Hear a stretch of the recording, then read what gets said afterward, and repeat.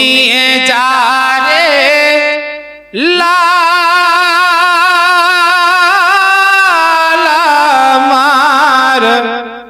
কেছো নাই তো কে দেবার ঘুমিয়ে যা রে লালামার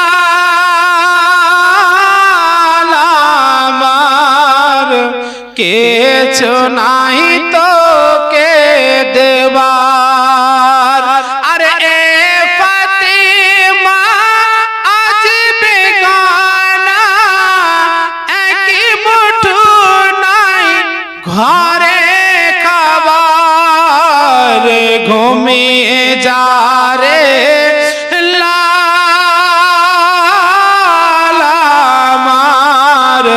কেছো নাই তো কে দেবার ঘুমিয়ে যা রে লালামার কেছো নাই তো কে দেবার। কবি কি বলছেন?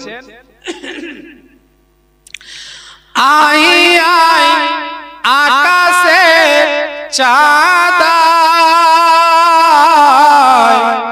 এলে তোমাকে কে পায়।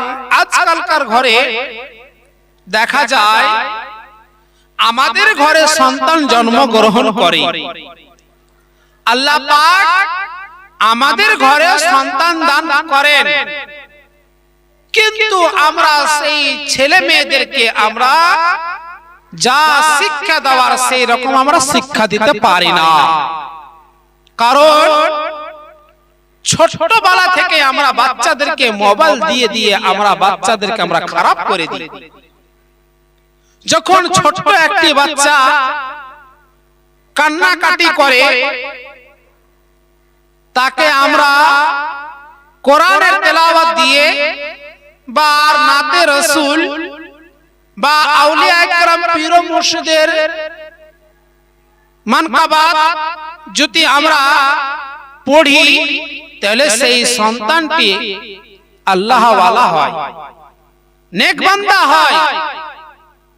কিন্তু আমরা কি করি? বাচ্চা কান্নাকাটি করে, মা এদিকে ঝাড়ু দেয়, মা রান্না বান্না করে, কি করি?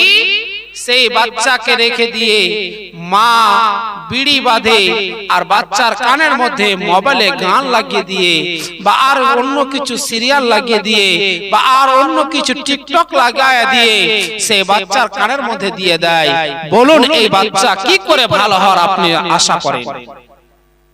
এই বাচ্চার আপনি ভালো হওয়ার আশা কি করে করছেন?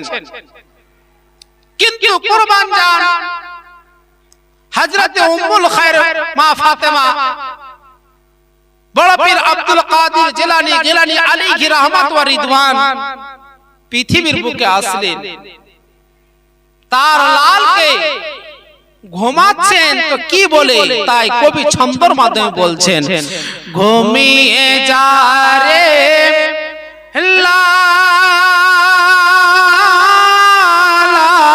লালামার কেছো নাই তো কে দেবার ঘুমিয়ে যা রে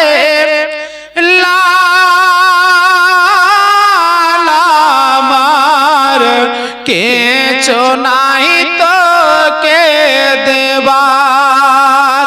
আরে এ ফাতিমা আজ বেগানা একই মুঠো নাই ঘরে খাবার ঘুমিয়ে যা রে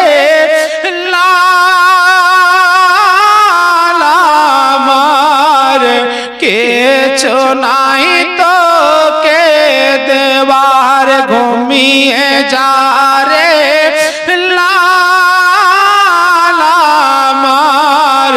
কেছো নাই তো কে দেবার। কেমন হযরত উম্মুল খায়র মা ফাতেমা নিজের সন্তানকে পেয়েছিলেন, কত বড় ভাগ্যবান ব্যক্তি যে